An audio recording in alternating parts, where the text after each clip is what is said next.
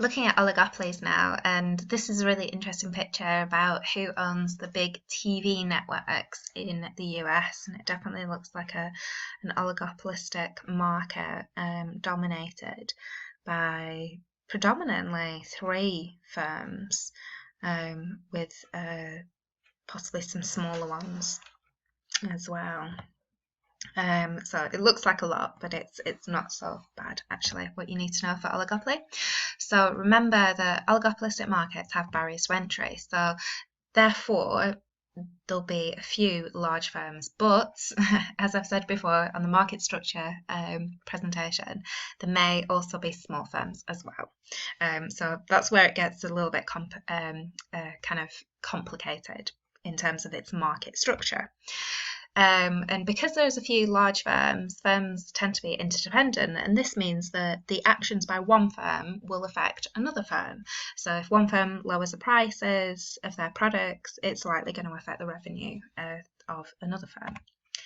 Another thing to look at when we're looking at oligopolies is concentration ratios, and these are a measure of the market share held by the most dominant firms. So you can get all types of concentration ratios, but most common, I suppose, would be a 5-firm concentration ratio. So this is the sum of the market shares of the top 5 firms, and a 3-firm concentration ratio would be the sum of the market shares of the top 3 firms. Okay, so we can look at market structure, we can look at oligopolies in terms of market structure, so in having high barriers to entry, so there's a few large firms, and firms are interdependent because of that, and they've got a high concentration ratio. But the other way that we can look at oligopolies is in terms of their conduct, meaning their behaviour. So what we find when we look at and we study oligopolies is that they often engage in non-price competition, and we'll look at some reasons for that later. So they might have a lot of promotional deals, and promotion just generally advertising, branding, so they spend a lot of money on this. And there's product differentiation, so there's slight variances, slight differences between the products that they're selling. We often see that there's a lot of price rigidity. So even though there might be changes in the cost of production, prices tend to stay quite rigid or sticky. We tend to find that they have L-shaped cost curves. So the minimum efficiency scale spans a large range of outputs, so where we've got constant returns to scale. So in that sense, it might go somewhere to explaining why prices might be quite kind of rigid. You know, once you get to this kind of minimum efficiency scale, there's not much to gain from increasing your output levels. So you might find that firms don't increase their output levels. And there is, in some markets, a tendency to collude, or for there to be collusion. So firms may agree on prices or output or form a cartel, and a cartel is just a group of firms that are colluding.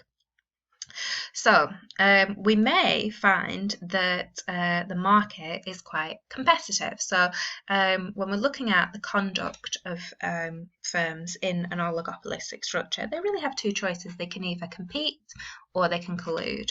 So we may find that they're competitive, but remember that they're interdependent. So what one firm does is going to affect another firm, and so they're going to be quite reactive because it's going to affect them. So you might find that they have price wars. You know, it's kind of a race to the bottom to try and increase their market share. And this is certainly something that we've witnessed with supermarkets in the last few years. You know, this supermarket is this much cheaper than that supermarket on these items, and all those types of adverts.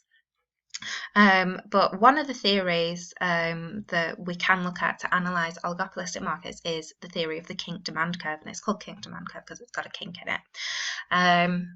And this goes somewhere to explaining why, if firms are competitive, they might not engage in price wars. And we'll explain this with this kink demand curve.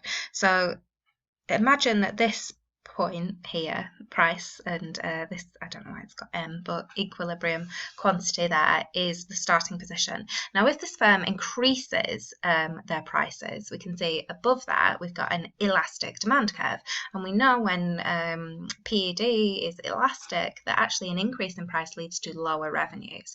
So the firm is likely to actually reduce their market share, and other firms will know this as well, and so they won't follow suit if this firm increases the price. However, If the firm reduce their price, we know that it's inelastic below the equilibrium point. And if they reduce the price, we'll see that their revenue decreases as well because it's inelastic. And we know that when demand is inelastic, if you reduce the price, it reduces revenue.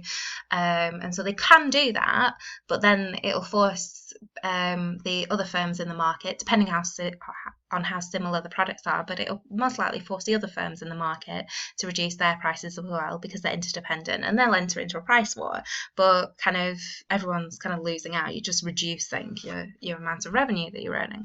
So this will encourage firms to engage in non-price competition. So I'm not saying that, if they're not engaging in a price war, they're going to be collusive. Not necessarily. If they're not engaging in the price war, they might try to engage in non-price competition. So they might engage in loyalty schemes, and we see that from all the major supermarkets. They've got kind of like Nectar points or Tesco loyalty card, those types of things. They might engage in creating greater product differentiation, so making their products seem more different from the competition. And they might be trying to make their products a little bit more convenient. So we've got kind of click and collect and delivery services from all the major supermarkets. Again, the supermarkets are a really good example of kind of oligopolistic markets. Excuse me. Okay, so the other side of the story, they might decide to collude because they're thinking, right, we're interdependent and we don't want to be so reactive. We want to actually just try and avoid risk, because we know if there's a race to the bottom that everyone's going to kind of lose out. So they don't want to enter in a price war, so there's an incentive to collude and form a cartel. Okay, so we might get different forms of collusion. There might be formal collusion, which is this agreement to limit output or set a minimum price in the market. And in this case, basically what it's doing is it's turning this oligopoly into monopoly market. So you can draw a monopoly diagram at this point if you're doing an essay on this.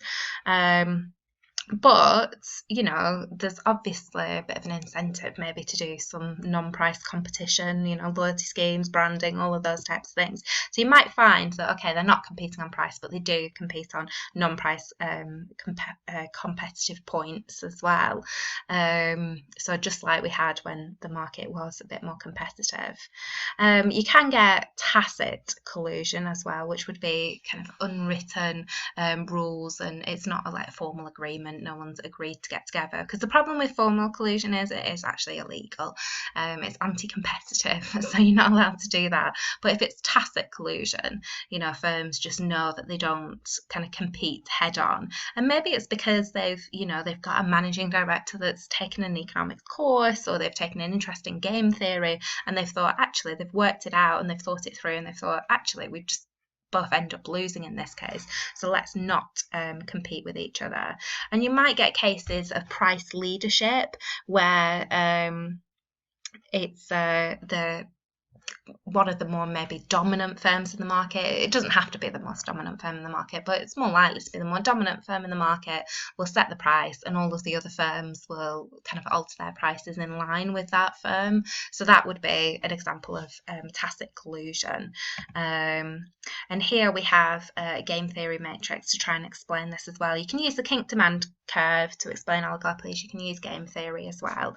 There's lots and lots of examples in the textbooks of different games and different equilibriums that you get to, and if you go onto university and study economics, you will do this in a lot more detail. But for A level, what I would do personally is just memorize a straightforward, simple game, because there's so much that you have to learn for your exams. So be sensible about this. You're not going to kind of, I think there are about 4 or 5 in the textbook I'm looking at the moment, and it's too many to memorize for an exam. But here we have firm 1 and firm 2, and if they both set a high price, this is their reward, 100 and 100, and $1 million or pounds or something. If firm 2 set a low price, they'll get the majority of the market, so they're getting a reward of 250, and the firm 1 will lose out. They've got a loss of negative 20, and it's the other way around if firm 1 are the one that set the low price. But the problem with that is because they're interdependent, and life is just not you know, a series of one-off decisions. Life is well, basically a series of decisions, isn't it? So if firm 2 lower the price, yeah, they might make profits in the short run of that, but it's just going to lead firm 1 to lower the price. So in the end, you know, they'll just get to that point of 0-0 unless they've got the foresight to think ahead and think, you know what, let's not engage in price competition. So that would be an example of tacit collusion. Or if firm 1 rang up firm 2 and said, I've got this great idea, why don't we set our price high and agree not to go below that?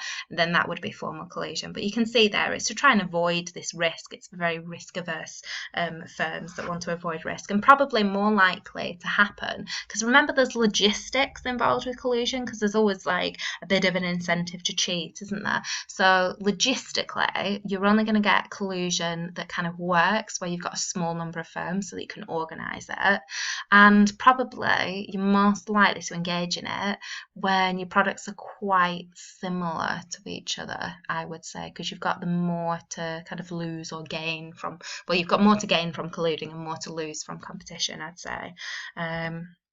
So here is the kink demand curve back again, but this time we've added on the marginal revenue and a few different examples of the marginal cost curves in there as well.